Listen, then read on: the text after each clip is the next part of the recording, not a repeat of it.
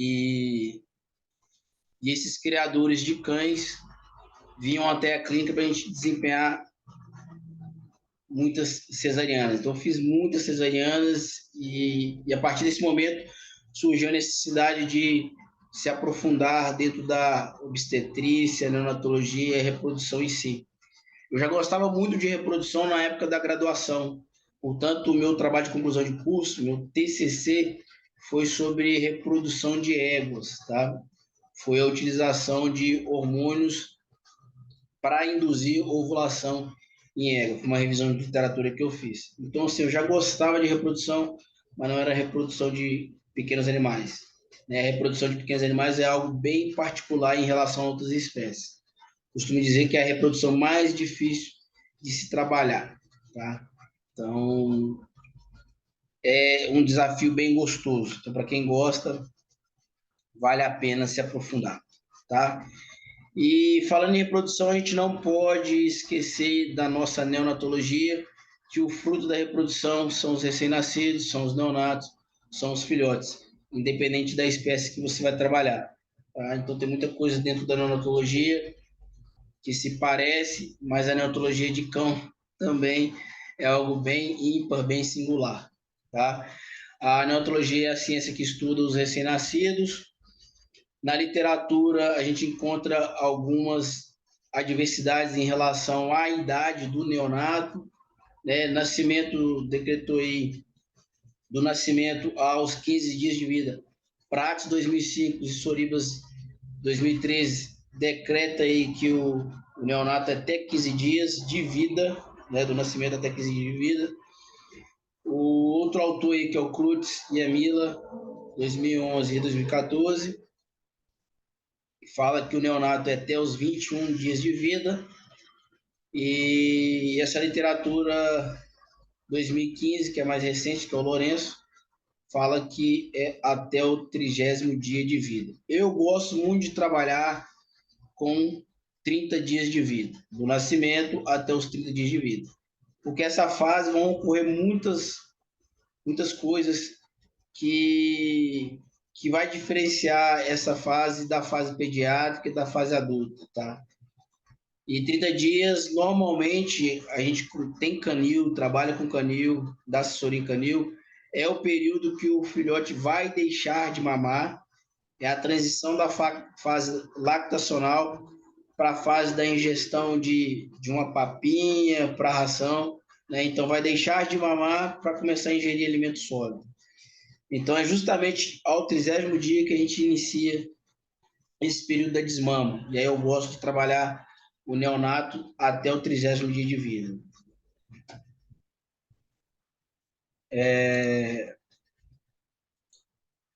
A realidade da neonatologia veterinária, né, não só para cães, mas já estamos falando de neonatologia de cão, é a alta mortalidade. Infelizmente, é muito negligenciado, talvez por falta de conhecimento ou talvez por falta de desempenhar uma técnica de forma correta. Então, a neonatologia tem, sim, muita taxa de mortalidade. O nosso grande gargalo hoje para a neonatologia é a taxa de mortalidade, tá? A taxa de mortalidade humana, ela gira em torno de 3 a 5%. Isso vai depender aí da região que está sendo feito esse estudo da taxa de mortalidade neonatal humana. Se é um país emergente, um país em desenvolvimento ou um país desenvolvido, tá? Para a neonatologia canina, é no geral, e depende da localidade que vai ser trabalhado. Depois eu vou mostrar uns dados que eu fiz uma pesquisa simples e curta. O N não foi grande, mas dá para ter noção disso que a gente vai trabalhar em cima da taxa de mortalidade da neonatologia. Então, é uma taxa de mortalidade muito alta, tá? 30% é muito alto. E a ideia da gente difundir esse curso, difundir esse conhecimento, é se informar cada vez mais neonatologistas e mudar essa realidade da taxa de mortalidade de 30%. Tá? Eu vou ficar muito feliz no dia que eu abrir um artigo e falar assim, a taxa de mortalidade neonatal canina, ela gira em torno de 10%, 8%. Eu vou ficar muito feliz em saber que eu vou poder contribuir um pouco com isso, produzindo esses nossos cursos, as nossas apostilas, tá? E eu espero que vocês também difundam isso. Se vocês querem se formar neonatologista, né, atender uma clínica veterinária, fazendo um serviço volante neonatal, ou até mesmo auxiliando numa cesariana, né, ou até mesmo dando assistência em algum canil, ou até mesmo auxiliando nos cães que vocês criam, tá? Eu quero sim formar neonatologistas aptos aí a diminuir essa taxa de mortalidade que hoje gira em 30%, tá? E aí a gente vai decorrer aqui da nossa apresentação falando o porquê ocorrem os óbitos e como a gente pode, em algumas dicas, em alguns detalhes, algumas informações, corrigir essa taxa de mortalidade. Sobre a pesquisa que eu fiz no Google Forms, a gente fez um questionário e esses questionários foram divulgados nos grupos de WhatsApp que a gente participa de criadores de cães, tá? Eu não coloquei todos os dados da pesquisa, mas adianto que na pesquisa a maioria dos criadores eram criadores de American Bully, Bulldog inglês e Bulldog francês, tá? Dentre esses criadores que foram questionados, que participaram do preenchimento do formulário, a maioria tem mais de 5 anos de criação. Então, anotem esse dado. São criadores experientes ou de média experiência. São criadores de 5 anos. Talvez, dependendo da quantidade de cães que tem no plantel, se a gente colocar aí que ele tem 2 matrizes, ele tirou pelo menos aí 5 a 7 ninhadas nesse período de criação. Então, notem que são criadores que têm certa experiência, criadores que tenham média experiência. A região que esses criadores são, a grande maioria é da região sudeste, tá? Então, a gente tem 45,5% de criadores de cães na região sudeste. Qual que é importante a gente notar em relação às regiões? Porque a depender da região, a gente vai ter dificuldade com a questão da temperatura, se está mais frio ou se está mais quente. Depois vamos abordar sobre a temperatura. Gravem esse dado aí, temperatura. Número de matrizes, né? Então, desses criadores que a gente questionou, 36% tem 3 matrizes. Então, quase 2/3 aí dos criadores tem um número interessante de matrizes. Aí, caindo no tempo de criação, 3 matrizes em 5 anos de criação, eles tiraram aí, cada criador em média, 15 ninhadas, né? Podemos colocar aí 15 ninhadas. E dessas raças que eles falaram, né? American Bully, Bulldog francês e Bulldog inglês, são cadelas que produzem uma média de 6 filhotes. Multiplicando aí 6 por 15, né? A gente vai ter um total aí de 90 filhotes, né? Então, eles tiveram contato com 90 neonatos, tá? Anotem esses dados. Criadores de Bulldog francês, inglês, American Bully. A maioria tem 5 anos de criação, a maioria está na região sudeste, a maioria tem 3 matrizes. Então, possivelmente, já passaram por eles 90 neonatos. E eles relatam que tiraram a 4 a 6 ninhadas por ano, né? Então, dá um pouco de conflito em relação ao número de matrizes, mas acaba que a segunda informação ali, o segundo número de ninhadas por ano é 27,3%, né? Que dá uma total aí de 3 ninhadas por ano.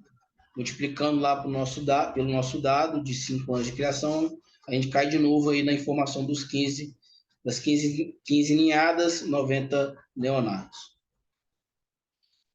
Quantidade de filhotes por ano, a grande maioria produz aí de 15 a 20 filhotes por ano. Então, se a gente multiplica 15 vezes 5, a gente tem 75 filhotes, ou 15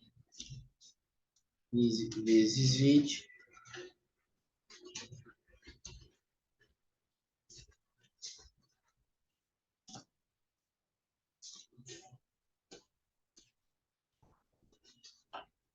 Uma coisa errada.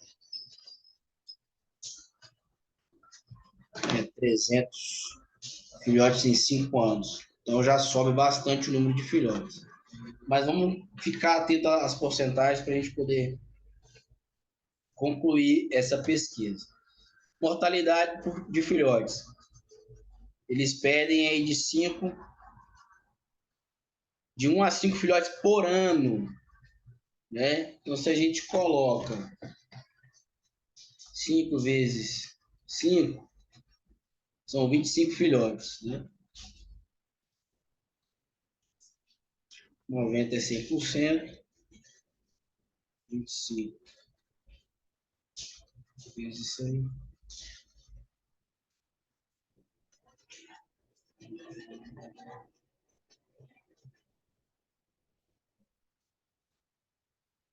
Vou só chegar à taxa de mortalidade aqui rapidinho.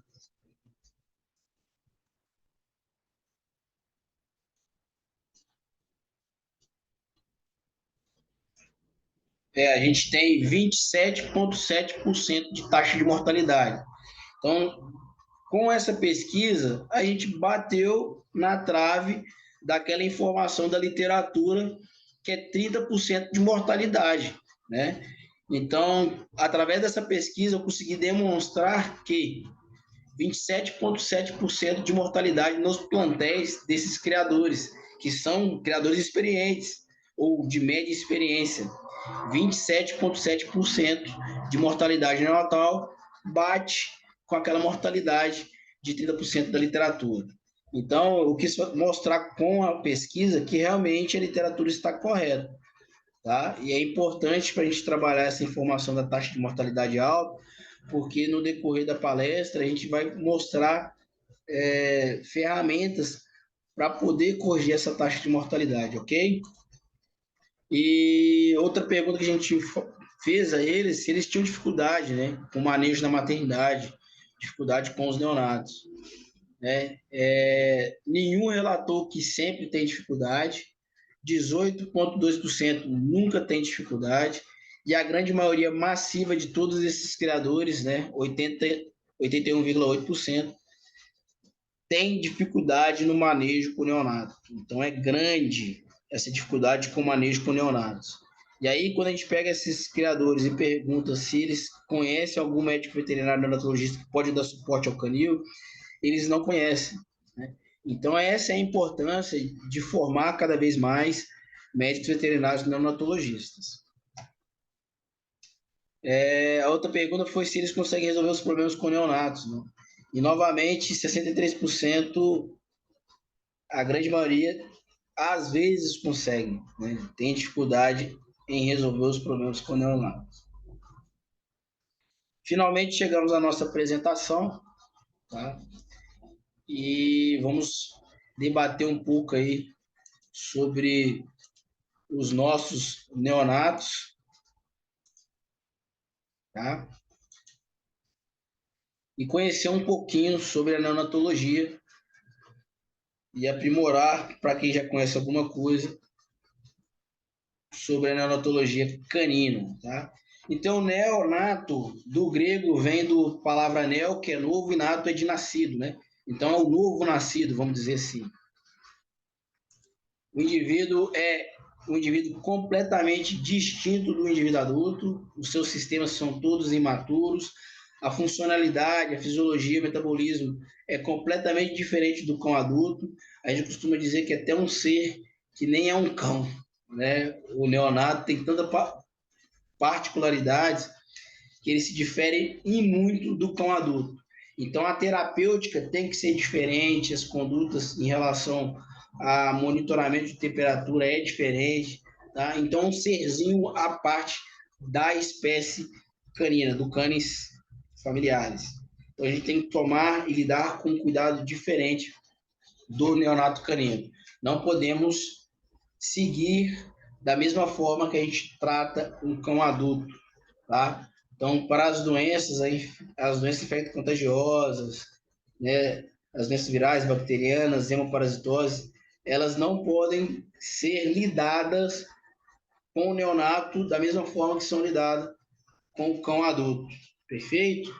Então, não tem aquela assim, eu consigo medicar o cão adulto com essa medicação, se pode no cão adulto, eu vou usar no neonato. Se engane, completamente errado, você pode sim estar comprometendo a vida do neonato, você pode sim estar contribuindo para essa taxa de mortalidade de 30%.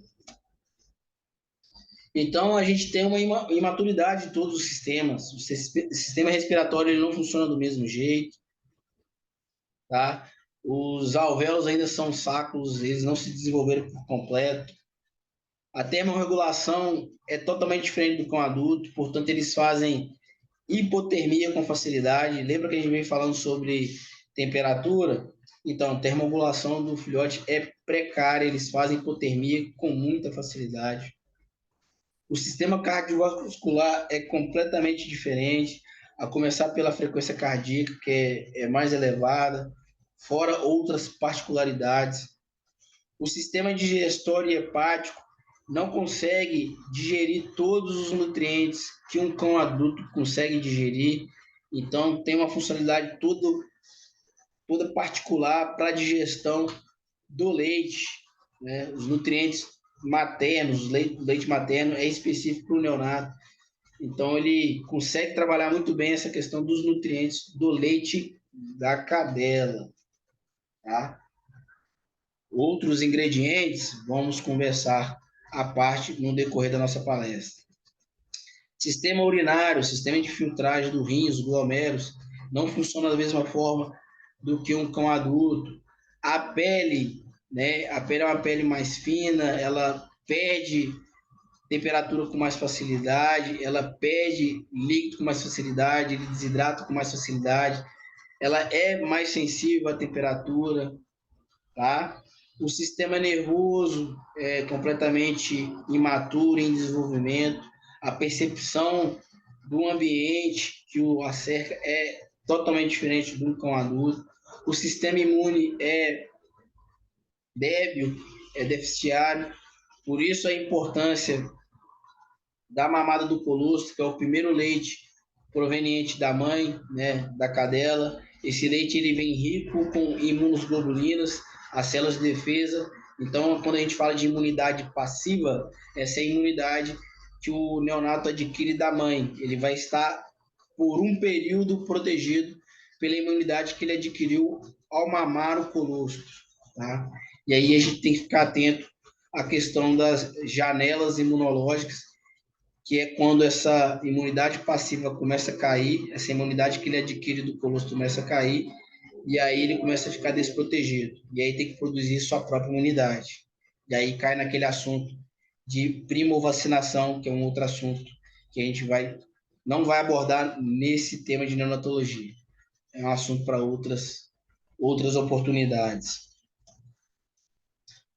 E falando, né, da fisiologia do neonato, ele não consegue, né, regular a sua própria temperatura, são propensos à desidratação por esses fatores que eu já falei, são susceptíveis à hipoglicemia, possuem um sistema imune imaturo, um sistema imunológico imaturo, tá? E essas informações depois a gente vai estar abordando sobre a tríade neonatal, tá? Então, com essas problemáticas, a gente já sim, já consegue fazer algumas correções, tá? Se ele perde temperatura, ele desidrata com facilidade, a gente tem que estar ligado com a questão do controle da temperatura do ambiente, gerar um microclima propício para o neonato, evitando a hipoglicemia, desidratação.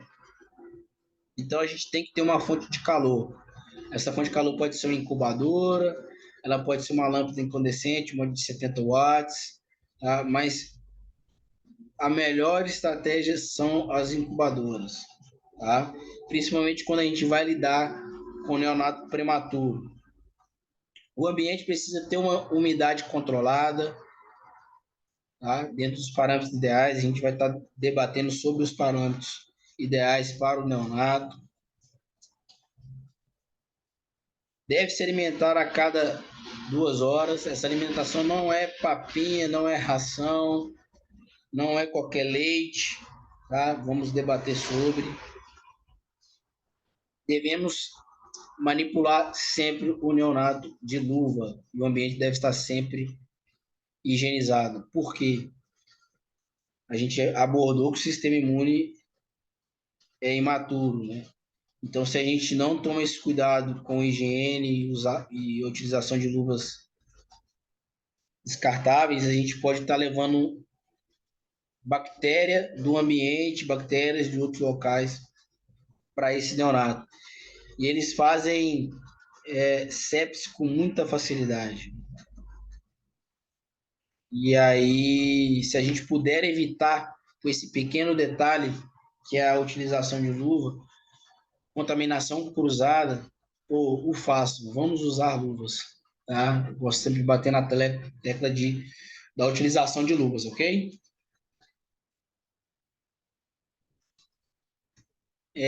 Qual é o nosso grande desafio com o neonato, né? Já começa logo no parto. Se é parto normal ou se é parto cesariana, o trabalho de parto é o grande desafio. A gente tem que ficar atento ao início do trabalho de parto, aos pródromos do parto e ao início do nascimento desses filhotes. Tá? Eu gosto sempre de trabalhar aí num limite de 12 horas de trabalho de parto, estourando 24 horas, não muito mais do que isso. Monitorando sempre que possível, se tiver um ultrassonografista por perto, a questão do sofrimento fetal ao ultrassom. E com essa ultrassonografia a gente consegue acompanhar a transição desse feto para neonato. Por isso a importância da avaliação pré-natal, tá? Se a gente fez um pré-natal, acompanha essa cadela desde a concepção até o dia do parto, esses neonatos serão muito melhor assistidos. A gente não terá surpresas, já que a gente fez essa avaliação pré-natal, né? E logo que nasce, a gente faz a avaliação do APGA, tá? A gente vai falar sobre APGA, não podemos deixar de falar sobre APGA. E esse APGA vai denominar quais os neonatos precisam de assistência, né? Aquele que está mais debilitado, aquele que está mais ativo, mais esperto, está com APGA com a escala de 8 a 9, na escala APGA está com 8 a 9, porque a escala 1 é um neonato marimundo, praticamente quase a óbito. A escala 5, 6 é um neonato que precisa de assistência, nós precisamos detectar o que precisa ser feito. E os neonatos com escala 8 a 9 são neonatos que têm uma escala de APGA boa, tá? Em casos de cesariana, a gente tem que ficar muito atento à anestesia, conversar com o anestesista antes do procedimento, fazer um melhor protocolo para que esses neonatos não sofram. A anestesia, sim, é um fator ponderante aí para a nossa escala APGA dos neonatos avaliados estarem numa escala mais alta. Se a anestesia não condizer aí com uma anestesia adequada para a cadela gestante, esses filhotes vão sim nascer com a escala APGA baixa. Vão ser aqueles neonatos que vão estar de decúbito lateral, vão estar com um quadro de dispneia, né, ou vão estar em apneia. E aí as nossas manobras de ressuscitamento neonatal vão ser necessárias serem utilizadas. Tá? Então é importantíssimo o conhecimento de manobras de ressuscitamento neonatal, onde a raça indo, né? Então, demonstrando que o protocolo anestésico foi extremamente adequado para a viabilidade desses neonatos, e esses neonatos avaliados com a escala APGAR de 8 a 9.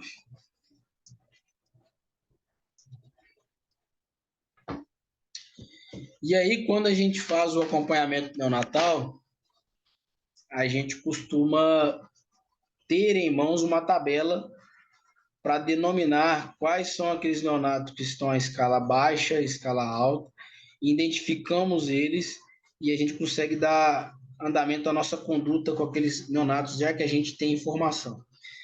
Quase sempre a gente vai ter em cesariana ninhadas numerosas e não dá para ficar só no achismo ou só naquela informação que a gente teve no primeiro momento guardada na cabeça. Vai ficar perdido. Então é importante a identificação desses neonatos e a compilação desses dados, tá? Para futuras intervenções. Então a gente sempre identifica os neonatos com fitas, né? E aí a gente tem diversas fitas de diversas cores para poder identificá-los. E aí na coluna da cor da fita, a gente coloca a cor da fita, identifica o sexo desse neonato, identifica a cor da pelagem, isso ajuda também na questão da identificação. E no primeiro minuto a gente avalia a escala APGAR, e depois de 5 minutos a gente faz uma nova avaliação.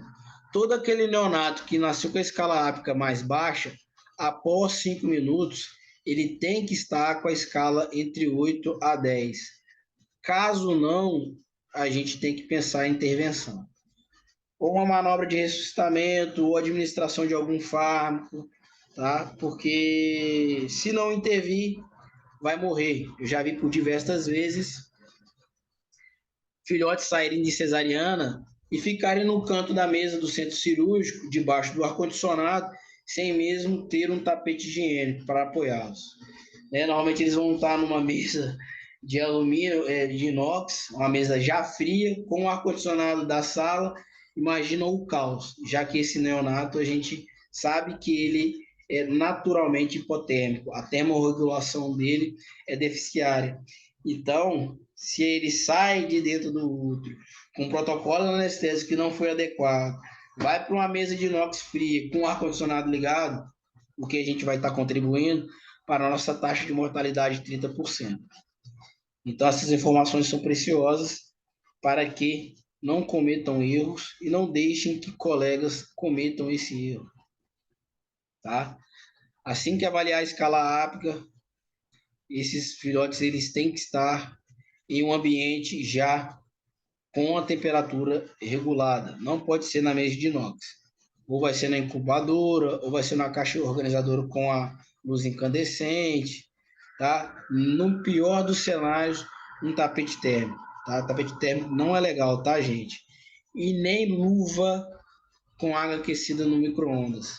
Porque se você não avalia essa temperatura dessa luva, como em alguns casos a gente já viu, a gente pode queimar os neonatos, já que na informação anterior que a gente passou para vocês, eles têm os tecidos, né?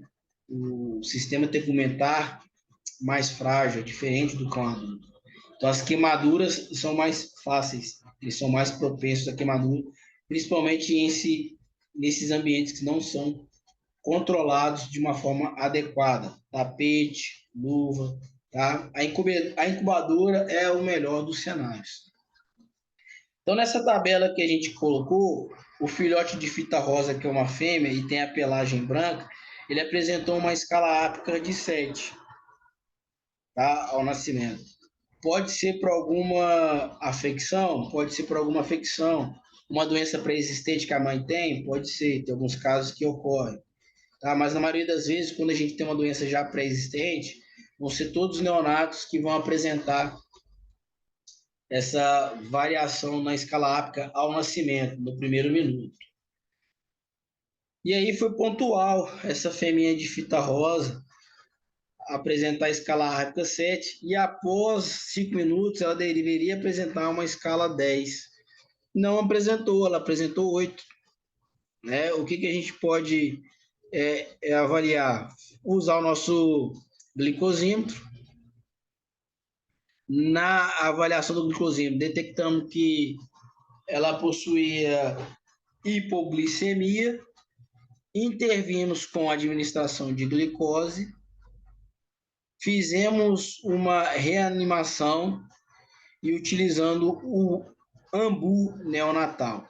Né? Notem que na imagem a gente tem uma perinha para sucção de secreções nasais e oral.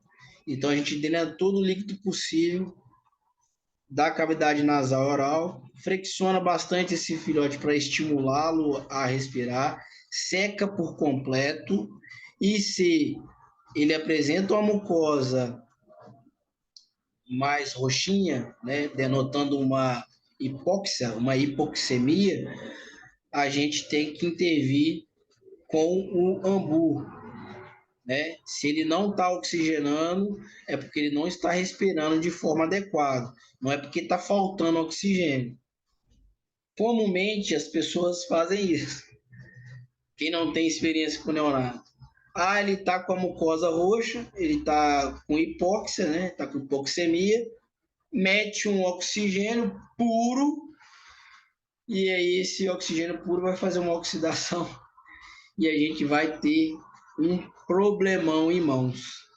Então, a gente tem que ver que nem sempre o quadro de hipoxemia do neonato é a falta de oxigênio, e sim uma respiração que está com déficit, já que esse pulmão não está desenvolvido adequadamente, os alvéolos não estão funcionando de forma adequada. Né? Os alvéolos, às vezes, eles são sacos não desenvolveram em alvéolos. E aí a troca de oxigênio e CO2 lá na porção microscópio do pulmão não está sendo adequada. E aí ele precisa fazer o movimento de expiração e inspiração adequado. O diafragma dele tem que trabalhar. Se não está trabalhando de forma adequada, a gente vai umbuzar. Umbu no neonato. Tá? E sempre verificando se a gente tirou todas as secreções de cavidade nasal ou oral. Tá? A gente tem também um equipamento que faz a aspiração das secreções e ele é automático, tá? Ele é a bateria, ele funciona melhor do que a perinha, porque ele faz uma pressão contínua, né? Uma pressão adequada onde não gera ruptura de sacos alveolares, né? Ainda não se desenvolveu alvéolo, então não temos lesão ali na porção microscópio do pulmão e a gente consegue tirar toda a secreção necessária, tá? Mas a perinha funciona bem. Tá? Só de ter a perinha já é uma grande vantagem. Então, se você vai para um centro cirúrgico participar de uma cesariana e essa clínica ela não possui a perinha, ela não possui um ambu neonatal, ela não possui uma incubadora, ela não está preparada para receber os neonatos. Ela está contribuindo para a nossa taxa de mortalidade de 30%.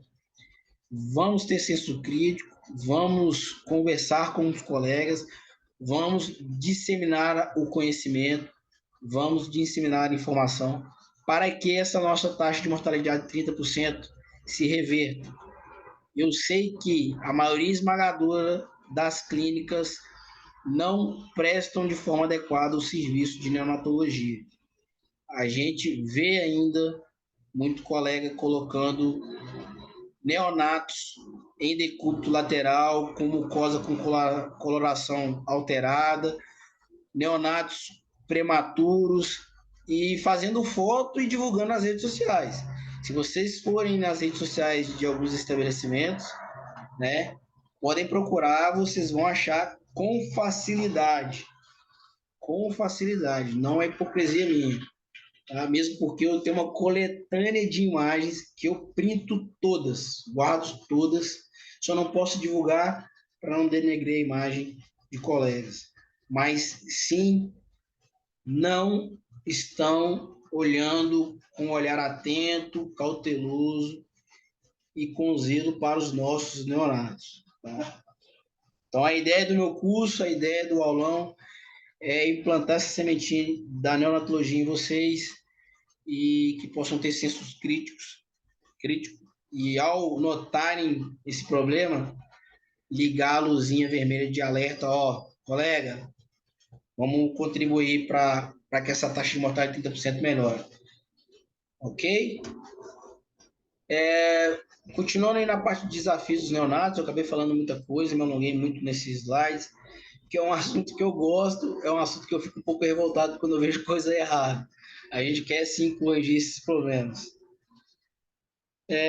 No pós-parto, o ambiente, né, já que vai trabalhar com uma incubadora, essa incubadora tem que estar regulada aí, com 32 graus nos primeiros dias. Tá?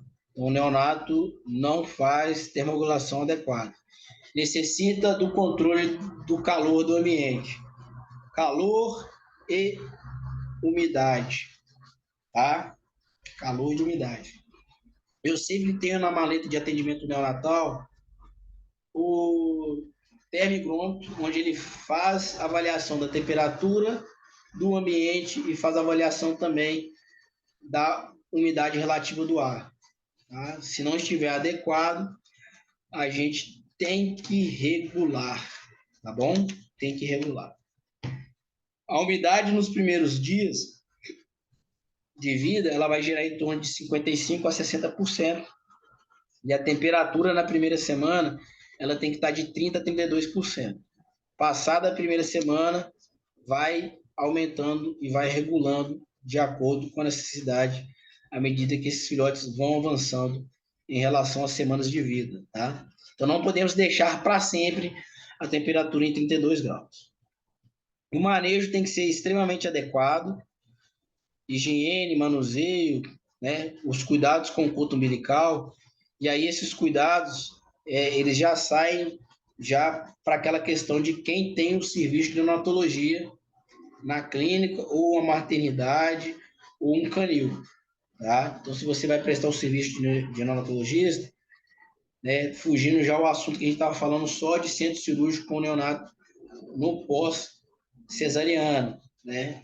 Então, esse manejo, né, ele tem que dar prosseguimento, né, porque o nosso neonato ele vai até 30 dias de vida.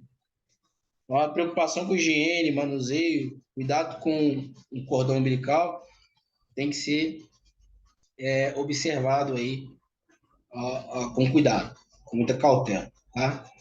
Não podemos esquecer também da nossa mãezinha, né? Os cuidados maternos é primordial.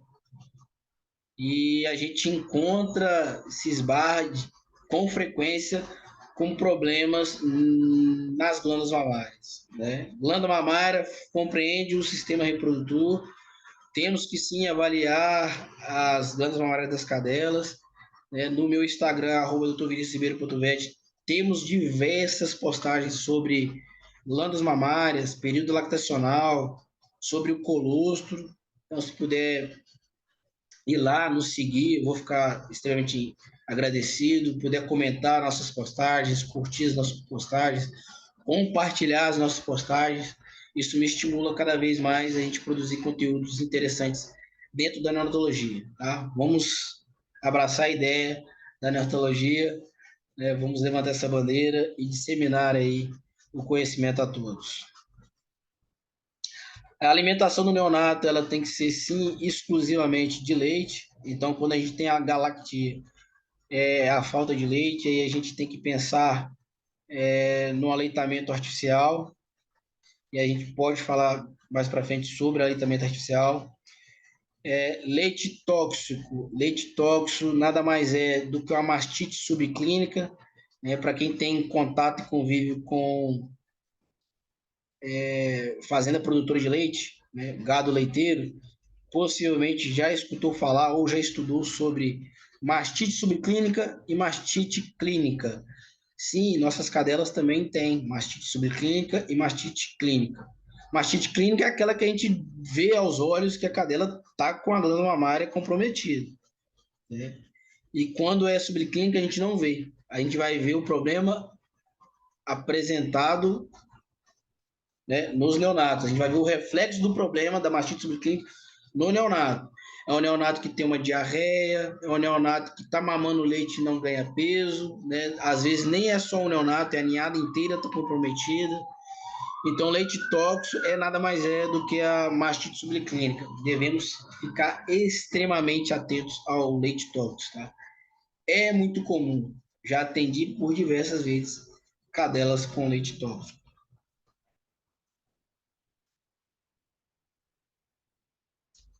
Presença de malformações, a gente sempre avalia isso, tá? Ao nascimento. Parto normal, vai auxiliar ao parto, ajuda o neonato, retira os anexos, faz uma massagem caso necessário, entrega a mãe para fazer lambedura, vai monitorando, assessorando, né? E primordial avaliar região abdominal para ver se não tem uma onfolossele, avaliar a cavidade oral para ver se não tem uma fenda palatina ou um lábio leporino, avaliar se não tem coluna bífida, já pegamos neonatos com coluna bífida. Então, são diversos problemas que a gente encontra aí de má formação. Atresia anal. Então, esse filhote, ao nascimento, ele tem que ser bem avaliado, bem monitorado. Caso encontremos malformações, deveremos separar esse filhote da ninhada e fazer umas intervenções com cuidados à parte, né? Então, neonato prematuro, neonato baixo peso, neonato com malformação, tem que ser observados à parte. Eles não podem ser cuidados, manejados junto com os outros filhotes da ninhada, tá? Sobre malformação, também no nosso Instagram, a gente tem diversas postagens lá, né? @doutor_vinicius_ribeiro.vet. A gente até tem uma live, que foi uma live com um perfil chamado Defenda, D.Fenda, Fenda com 2 S. Quem administra o perfil é a Paula, foi uma live fantástica. Ela tem uma ONG que ela cuida exclusivamente de filhotes com malformações, tá? Se puderem assistir, curte, comenta e compartilhe. Falando aí de ambiente, né? Aqui a gente tem 2 imagens. Uma imagem é uma clínica veterinária com serviço de acompanhamento pré-natal, obstétrico e neonatal. Notem que temos controle de temperatura, diversos equipamentos para poder aquecer ou esfriar o ambiente de acordo com a necessidade. Na outra imagem, a maternidade do meu canil, onde a gente desenvolveu diversos modelos de incubadoras. Tá? Esses foram nossos primeiros modelos de incubadora.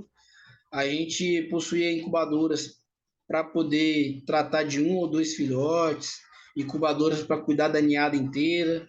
E um último modelo que eu não tenho foto aqui é um modelo que fazia controle da temperatura, da umidade, da circulação do ar, ele tinha um ventilador, da luminosidade. Então, sim, foi uma incubadora bem completa, bem legal. Ela hoje está com a parceira nossa, que é o perfil do Instagram PupCare027, né? É uma pessoa que foi treinada pela gente, fez o nosso curso e hoje ela presta o serviço de cuidado com filhotes, né? Então ela cuida de ninhadas para criadores ou tutores que querem ter filhotes, né? Tendo aí uma taxa de mortalidade praticamente zero. E sempre contando com a minha assessoria, né, com as minhas consultas, toda vez que necessário, é sim o médico veterinário neonatologista que tem que estar presente. Não podemos deixar de salientar sobre, ok?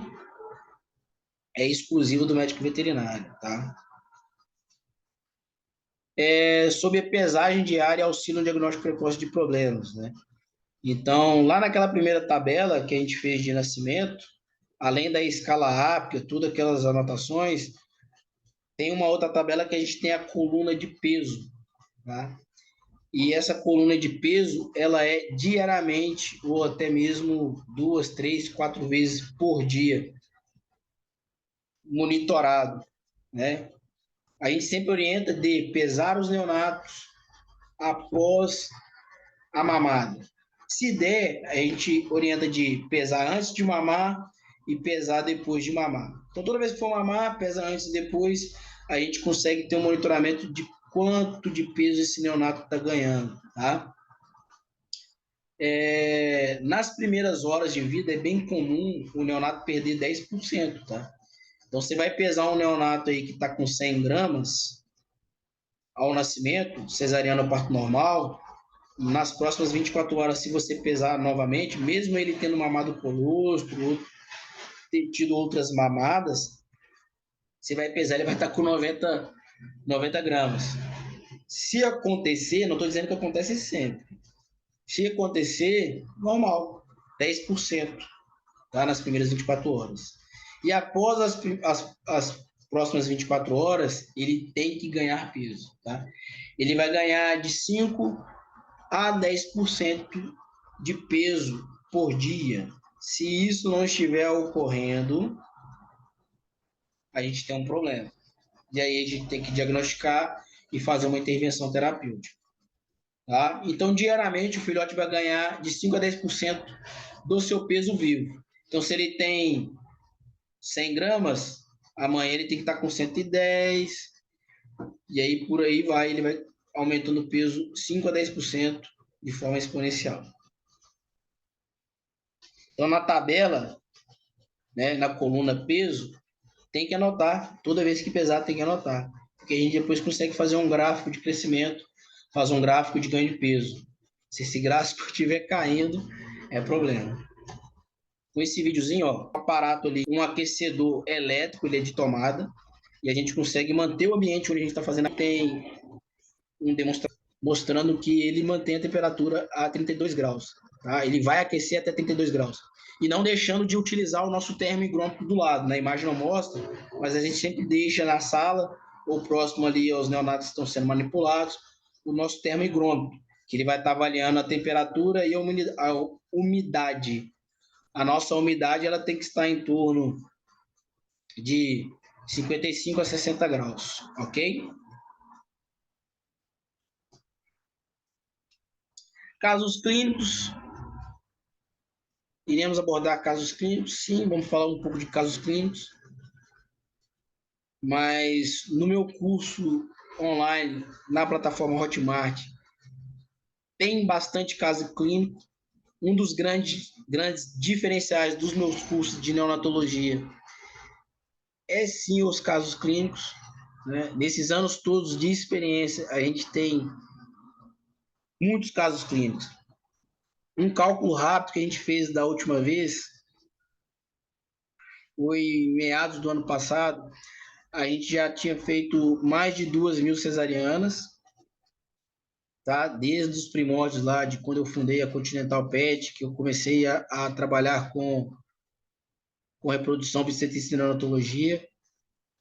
E um outro cálculo rápido que a gente fez, só no meu canil nasceram 368 filhotes, e ao todo, com todos os filhotes que a gente já assistiu de ninhadas, de criadores, de cesarianos, mais de 12.000 neonatos. Então, a gente tem uma bagagem legal de experiência, de informações, e o grande diferencial do meu curso é, sim, os casos clínicos. Então, lá no nosso curso tem bastante casos clínicos. Aqui na nossa apresentação, no nosso aulão, eu vou dar uma degustação para vocês de alguns casos clínicos. E quase sempre nos nossos casos clínicos, a gente encontra os neonatos com o que a gente chama de tripé do problema, a nossa tríade neonatal, que é hipoglicemia, baixa de glicose, é natural, todo neonato, não só da espécie canina, hipotérmico e desidratado. Então, a tríade neonatal nada mais é do que problema: hipotermia, hipoglicemia e desidratação. Então, se a gente encontra neonato nesse tipo de situação, a gente tem que saber o porquê ele está fazendo a tríade e procurar corrigir, tá? Quase sempre, quando o filhote está em tríade, ele já desenvolveu sepse.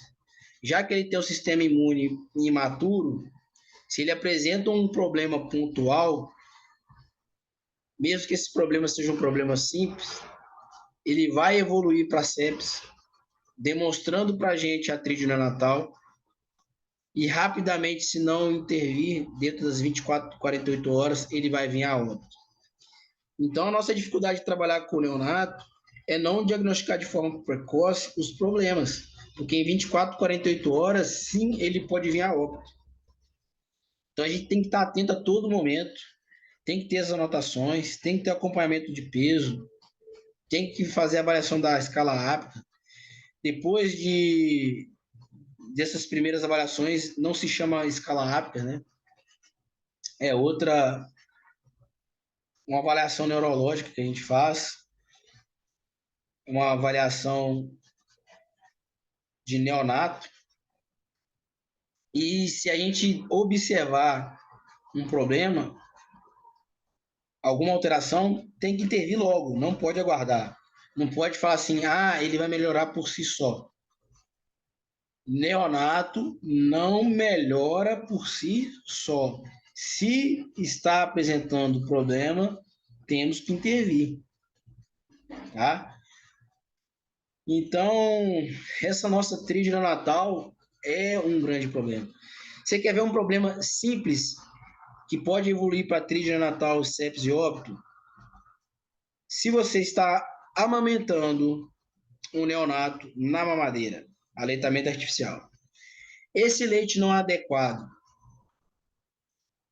esse leite não é aquecido de forma adequada, esse leite tem que estar na temperatura ideal para o neonato, 36 graus, tá? Então, na primeira semana, temos que ficar atento à temperatura do leite, porque se a gente fornece um leite com 30 graus, 28 graus, vai corroborar para hipotermia. Esse filhote vai ter uma baixa de motilidade intestinal, o peristaltismo vai ficar diminuído, esse leite vai ficar represado no estômago e intestino, esse leite vai começar a fermentar, as bactérias vão começar a proliferar, esse animal vai entrar em tipanismo. Ao tipanizar, o abdômen fica dilatado. Ao abdômen dilatar, ele atrapalha a respiração.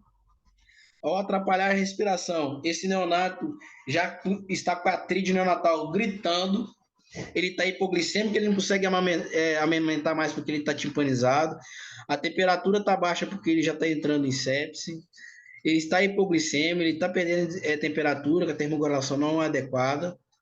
Em 48 horas, esse neonato vem a óbito, simplesmente porque não aqueceu esse leite na temperatura adequada, que é de 36 até 37 graus. Se você der um leite frio abaixo dessa temperatura, abaixo de 37 graus Celsius, você pode ter um problemão em mãos.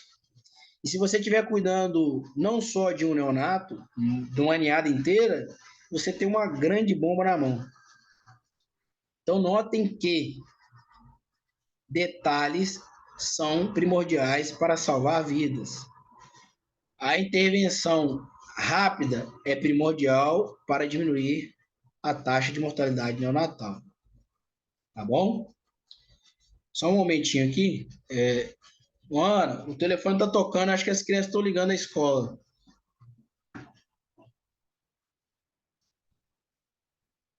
Então, dando continuidade, desculpa aí ter interrompido, tá? Caso de conjuntivite neonatal, é um problema que também pode ser remediado. Eu não falei que a gente tem que ter cuidado com a higiene do ambiente, usar luva. quase sempre conjuntivite neonatal é infecção do ambiente, né? Praticamente quase toda conjuntivite neonatal, ou algumas que eu atendi, eu fiz um suave da secreção que a gente tem que drenar, né? A intervenção é drenar, fazer uma, fazer uma limpeza, e aí a gente acaba fazendo um suave e manda para o laboratório para fazer uma cultura de biograma. Esmagadoramente, as bactérias que crescem são bactérias ambientais, são estafilococos, tá? São estafilococos. E, e a gente tem que tomar o cuidado de usar luva para evitar conjuntivite neonatal. Os prematuros é outro caso, o pectus excavatum é um caso muito interessante, a gente teve recente uma ninhada de exotic bully, 3 filhotes com pectus, tá? Lá nas postagens no Instagram a gente tem. Eu vou tentar acelerar porque a gente está prolongando e depois a gente pode fazer uma outra live, né? Caso vocês queiram. Espero que vocês estão gostando aí das informações. Então, a sepsis neonatal, a gente tem que ficar atento à resposta inflamatória, descobrir quais as principais causas, né? Nas 3 primeiras semanas. As principais vias de infecção é o culto umbilical, então é primordial que a gente faça a cura do umbigo corretamente, a contaminação ambiental e falha na transferência de imunidade passiva. Então vamos ficar atento à higiene do culto, higiene do ambiente, usar luvas e ficar atento na ingestão do colostro. A gente consegue já resolver grande parte da sepsis. Tríade neonatal já falamos. Na tríade neonatal, o paciente tem que ser monitorado o tempo inteiro. Normalmente, a gente coloca esse neonato em incubadora à parte para ser avaliado. A correção da tríade, a gente vai estar avaliando se está desidratado, o que a gente aborda na desidratação. Se está hipoglicêmico, se a gente fornece leite ou se fornece glicose. Tá? Então, temperatura, se está hipotérmico, se corrige a temperatura do ambiente. Tá? Na questão de não alimentar o filhote hipotérmico, né, cai um pouquinho na historinha que eu contei do leite frio, tá? No filhote hipotérmico vai acontecer mais ou menos essa historinha que eu contei do trânsito intestinal, né, da diminuição do peristaltismo, de timpanizar. É bem comum ocorrer dessa forma. Na desidratação, a gente avalia praticamente pela pele, mucosa, a gente consegue denotar também desidratação. A urina ela fica mais amarelada na desidratação. Né? Quando ele está iniciando o sepsis do filhote, além da desidratação, ele vai diminuir os reflexos de sucção, vai diminuir o tônus muscular. Tá? Então, a tríade neonatal e evolução para sepsis é algo a ser sempre avaliado e sempre corrigido, que quase sempre os óbitos culminam, né, passam pela tríade neonatal e acabam vendo com a sepsis. Sempre ficar atento aí quando houver sepsis, o que a gente pode fazer de avaliação é o leucograma, hemocultura, né, monitorar o paciente, frequência cardíaca, frequência respiratória, hemogasometria, se for possível, tá? Glicose, cetose. Então, é sempre monitorar. Então, esse é um caso de conjuntivite neonatal. Notem que o olhinho ele está mais estufado, tá? É comum os olhos ficarem inchados.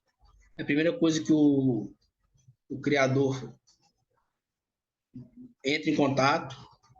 Esse neonato a gente fez, a gente canulou a jugular para administrar medicamento e possível hidratação. Esse caso, a gente drenou sim o olhinho, fez a limpeza, orientamos da higiene do ambiente, tá? A falha do colostro, a gente consegue identificar com alguns exames. Lá no meu curso, a gente dá detalhezinhos sobre o monitoramento da falha da ingestão de colostro. Nesse caso, a gente encontrou os estafilococcus, tá? E se a gente não intervir, esses filhotes, eles evoluem para sepsis e cias. Aqui a gente tem a imagem, ó, da gente drenando, né, fazendo a limpeza com um cotonetinho. É um vídeo, que legal. Para aproveitar para fazer a coleta para nossa cultura antibiograma. Esse outro caso é um quadro de um filhote prematuro. Ele tem um quadro de hemorragia nasal, possivelmente de uma hemoptise, tá? Porque, como eles são prematuros, eles fazem lesão, facilmente uma lesão da região pulmonar, tá? E esse prematuro ele tinha 57 dias de vida. Abaixo de 57 dias de vida, 56 dias, é difícil de salvar, mas a gente não pode deixar de salvar, tá, gente? A gente tem que tentar fazer todas as manobras, todas as intervenções, mas eu adianto que, para vocês não ficarem frustrados, 56 dias de gestação é complicado.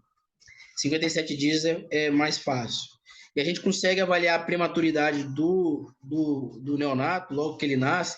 Se a gente não tem essa informação no exame de ultrassom, a gente consegue fazer uma medida com paquímetros da região da coluna. Né? É a medida do Crawham, né? A medida da lomba, a medida da coluna. E essa medida, a gente faz um cálculo, a gente consegue descobrir a idade desse, desse neonato e saber se ele é prematuro ou não. Tá bom?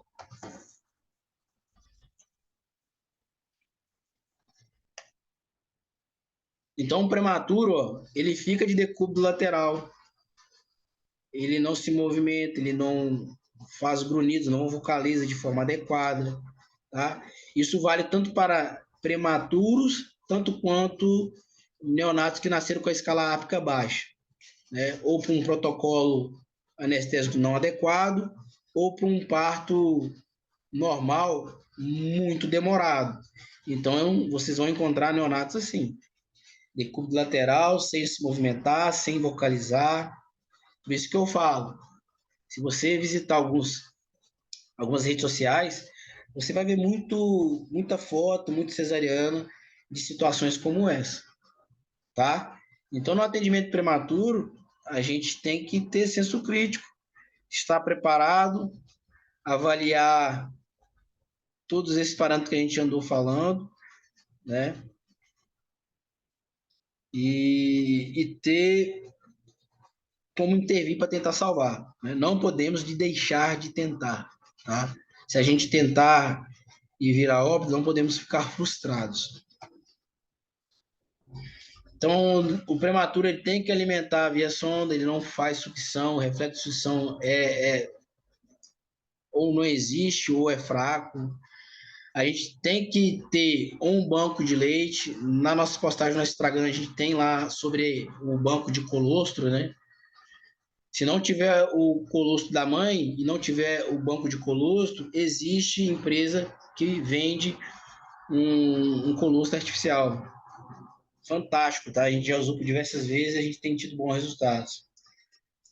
Procurar ter o ambiente controlado, não dá para tratar prematuro se não for na incubadora, tá? Te adianto que você tem que ter uma incubadorazinha.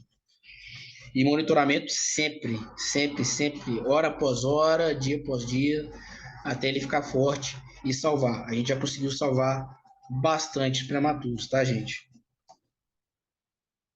Sondagem, nosso curso a gente ensina também a fazer a sondagem para alimentação, tá bom? PETs cavados foi um outro caso que a gente entendeu recente. É uma deformidade no osso externo, muito comum nas raças de bulldog. Essa má formação dificulta com que o filhote tenha uma respiração adequada, o diafragma não trabalha de forma adequada. Esses filhotes são predispostos a desenvolver quadros respiratórios com mais facilidade, pneumonia, broncopneumonia, tá? E aí depois vai evoluindo para todos os problemas que a gente já falou. No final, a gente conseguiu intervir na ninhada inteira, conseguiu ter sucesso. Então, a gente vai fazer intervenções, vai fazer colete, vai fazer tala, né? Vamos fazer todas as manobras para os filhotes com PECTOS. E a gente consegue salvar. É fantástico aí a evolução desses neonatos.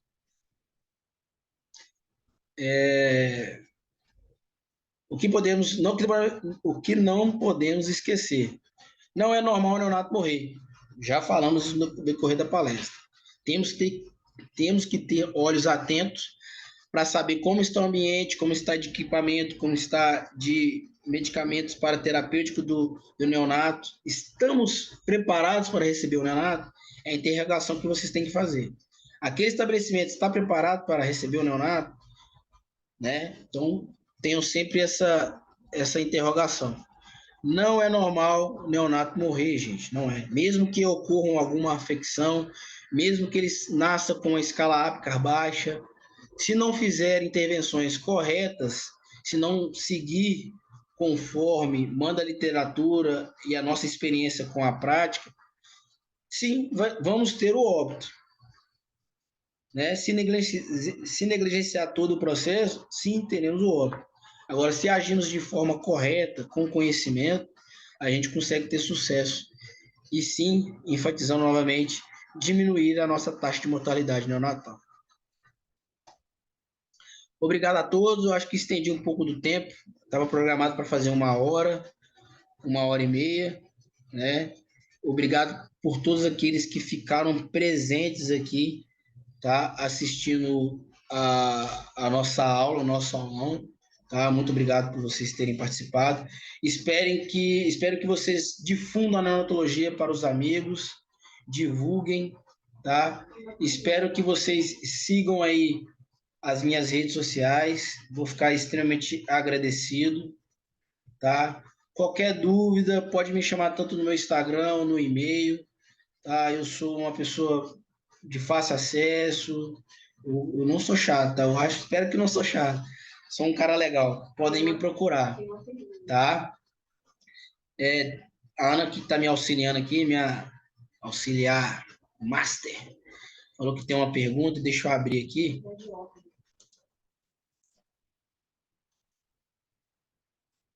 Deixa eu ver.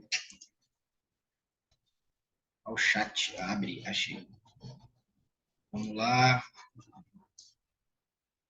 Georgia perguntou: essa respiração de forma adequada, ele começa de forma normal a partir de quanto tempo? Então, se o neonato nasce com a escala ápica de 8 a 10, já vai estar normal, tá?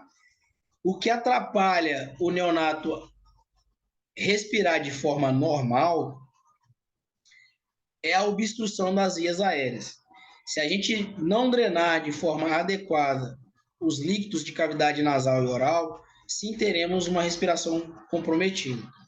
Então, a partir do momento que você fez toda a intervenção durante o nascimento de parto normal cesariana, drenou todas as secreções de cavidade oral e nasal, secou o filhote de forma adequada, ele vai respirar normal.